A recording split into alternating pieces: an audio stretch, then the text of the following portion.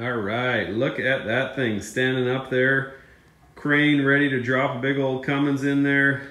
Ready to put the axle in, all kinds of stuff. It's getting closer. All right, folks, well, this is going to be a very casual update. I mostly have just been running around this week, but anyways, I got a few things to show you, so let's get at it.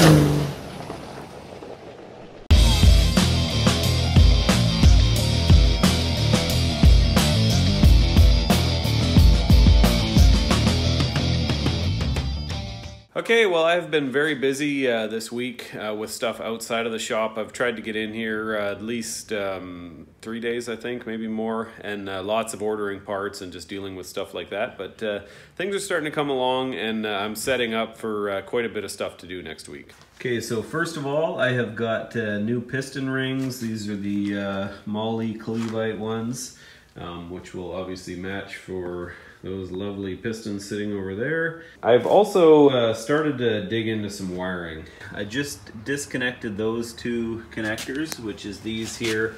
I pulled the split loom off. I mean, it was just crusted with dirt and crap. So it might be hard to show, but right here, this wire is just completely exposed.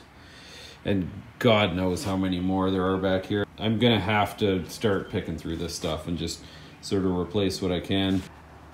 Okay, so having a look at this wire loom that goes back to the tail lights and stuff like that, it's just not gonna be feasible to just put it back in. This has to get replaced. So I've got these two connectors here that plug in over by the cab like I showed you.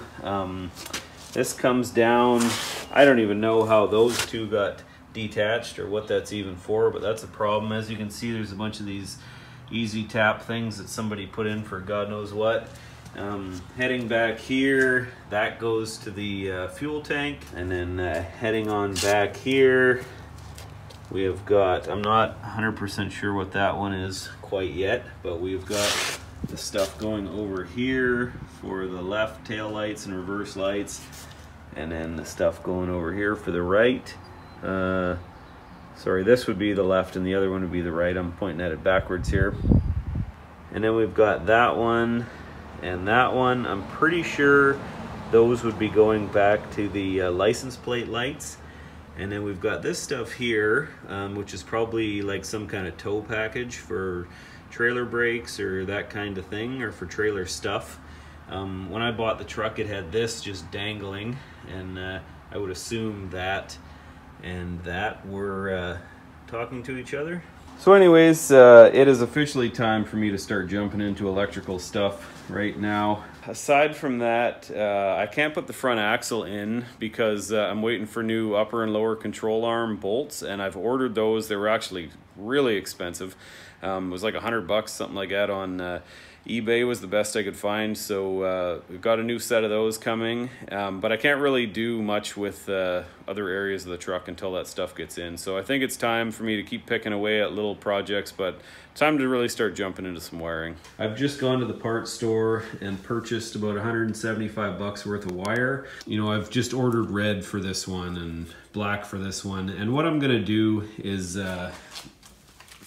that harness plugged into this here. So what I will do is kind of go up. This still looks really gross here, but maybe I'll go up a ways, and maybe I need to go further than this, but I will do away with these connections and then just kind of, you know, wire connect and shrink wrap, and just run new sort of wiring harness right to the back, or new loom, or whatever you want to call it. Yeah, this particular section of wiring, there's just no way I could put that back. So I'm gonna have to just do my best. On each end of the original wiring, I'll leave the original colors there, and then I'll color match them as good as I can. Size match, obviously that will be done. But that way, if there's ever any diagnosing, most likely I'll be able to just go to either end and just confirm what the actual color of the wire is, so it'll match up to any electrical schematics in the factory service manual. These trucks are currently in a really interesting time in history. This thing is 25 years old, so if you think about when I was a teenager, let's say in 1997, a 72 Chevy was 25 years old, and by that time they had already been pretty firmly cemented as classic trucks, but for some reason these ones are still really lagging behind. I'm not sure if that's partly to do with the fact that so many of them are diesels and still kind of running strong, or just what it is, but they're at this really awkward point between old junker and classic vehicle that makes it challenging to get certain parts for it. That's really something that's a tricky part, especially with the wiring. You know, you think about like painless performance and those kind of things where you just get a new harness and click everything together. Like, I don't think there's anything like that available for these right now. So I'm going to redo as much wiring as I can in the next little while.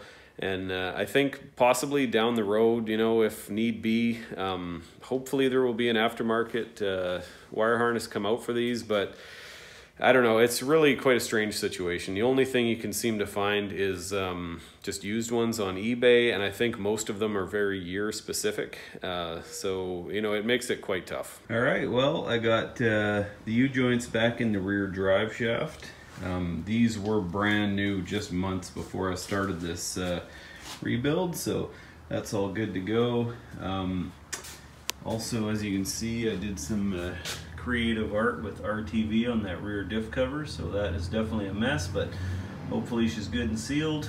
And then over here I got my AirDog 150 gallon per hour lift pump reinstalled, so that's all good to go. Okay, so not a big thing, but I got the PCM installed as well. This reminds me I need to get those tools to pull the AC lines apart, and I'll need to get new lines. Okay, so I should also mention that I just ordered some new main bearings for this little beauty right here. I cannot wait to start putting this thing back together. Everything is freshly bored and honed, and the block is decked, and this thing is good to go. All right, well, I've been pulling some of this split loom off and just having a look at stuff. These are the connectors that go back to that rear harness. As you can see, it is very gross. But, you know, you come up here a bit and I don't have a problem with that at all. So I will probably just do away with that connection and, you know, however much stuff it takes. This is the underhood fuse panel. And with the exception of this one little part here that was pretty dirty, everything inside here was pretty protected. And then you go up here just little ways and everything seems fine. So I think a lot of the wiring is still probably okay. All right, well, super quick video today. For those of you that are following along, I'm gonna try and keep you in the loop of whatever happens every week, even though it's not a ton this week, but getting a lot of stuff ready for next week, which is nice. The wiring should be in tomorrow, and also the main bearings should be in tomorrow. So, you know, got to get a head gasket and some other stuff, but this motor can start going back together very soon, which is really exciting. So anyways, I'm just going to be jumping into this today and trying to get a bit more wiring ready and sort of get myself familiar with it. But anyways, just want to say thanks for coming along. Also, right now we're almost at 700 subscribers, so please help me out with that. Really trying to get to 1,000 within the next month or two. So anything you can do, please subscribe, tell your friends, all that kind of stuff. So anyways, thanks for watching. Have a good day. Take care.